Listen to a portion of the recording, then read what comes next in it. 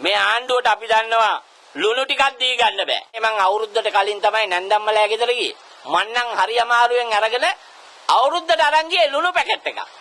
SL News Club YouTube නාලිකාව දැන්ම subscribe කරන්න. ඇයිද යන්නේ? බිලියන 51ක් දුන්නනේ මහජන උපයෝගිතා කොමිෂන් සභාව. දැන් මෙතන ඒගොල්ලන්ට පාඩු 18යි.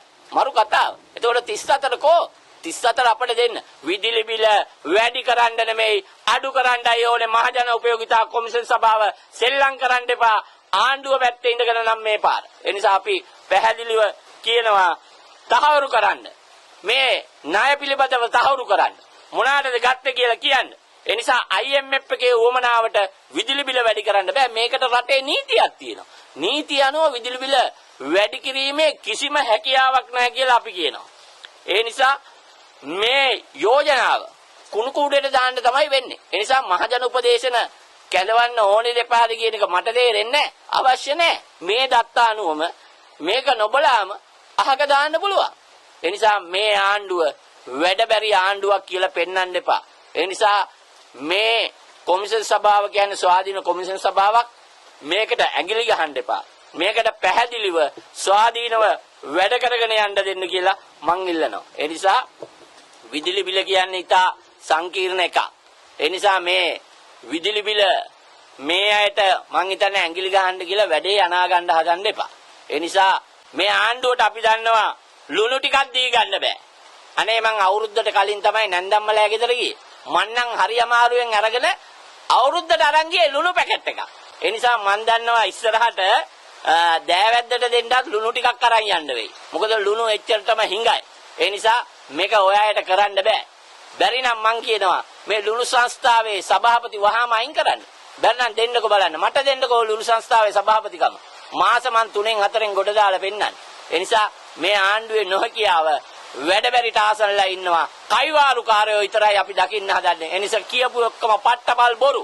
ඒ නිසා ඒ බොරු අහගෙන අද ජනතාව ඇඹරි ඉන්නවා. හැබැයි ඇඹරි ඉන්න ජනතාව පළාත් පාලන ආයතනයෙන් හොඳ පාඩමක් ඉගෙනුවා. ඒ නිසා අපි කියනවා මේ පත්තුණු ප්‍රාදේශීය සභා മന്ത്രിවරු ඇති. ඒ නිසා මේ පට්ටපල් බොරු කියන අයත් එක්ක ඒ නිසා ආණ්ඩුවේ ඉන්න මැති ඇමතිවරුන්ටත් අපි කියනවා විශේෂයෙන් ජනතාව ගැන හිතන්න. ඒ නිසා සභා පිහිටවන්න හදන්න එපා බොරුකාරයොත් එක්ක. ඒ නිසා ජනතාවත් එක්ක වැඩ කරන්න නම් නියම වැඩකාරයොත් එක්ක සභාව පිහිටවන්න කියලා අපි ඉල්ලා හිටිනවා. ඒ නිසා ජනතාවට පීඩනයක් එල්ල වෙන කාල පරිච්ඡේදයක් තුල තමයි ජනතාව මේ වෙලාවේ වෙසෙන්නේ. ඒ නිසා අවසාන වශයෙන් කියනවා මම මේ නොරොච්චෝලේ බලාගාරය මේක කැඩුවා. එතකොට අපි දන්නවා බ්ලැක් අවුට් එකක් සිද්ධ වුණා. දැන් මෙතනක් තියෙනවා බිලියන 6-7ක පාඩුවක්. දැන් ඒ නොරොච්චෝලේ කැඩුන එකේ අලාභය ගෙවන්න බෑ. මේ විදුලි බිල සංශෝධනයේදී කොමිෂන් සභාවට අපි මතක් කරනවා. දැන් මේගොල්ලන්ගේ මේ බිලියන 18 ඇතුලේ තියෙනවා කියලා මේ නොරොච්චෝලේ කැඩුන එක. එතකොට අපි දන්නවා මේ පෙබරවාරි 9 වෙනිදා රටම අඳුරු කරපු බ්ලැක් අවුට් එක. දැන් මේකේ පාඩුවක් මේක ඇතුලේ තියෙනවා. මේවා බෑ. මේ විදුලි බිල සම්බන්ධයෙන් කටයුතු කරනකොට මේ පාඩු අනාවරණය කරලා තියෙනවා නම් ඒවා වහාම ඉවත් කරන්න කියලා අපි ඉල්ලා හිටිනවා.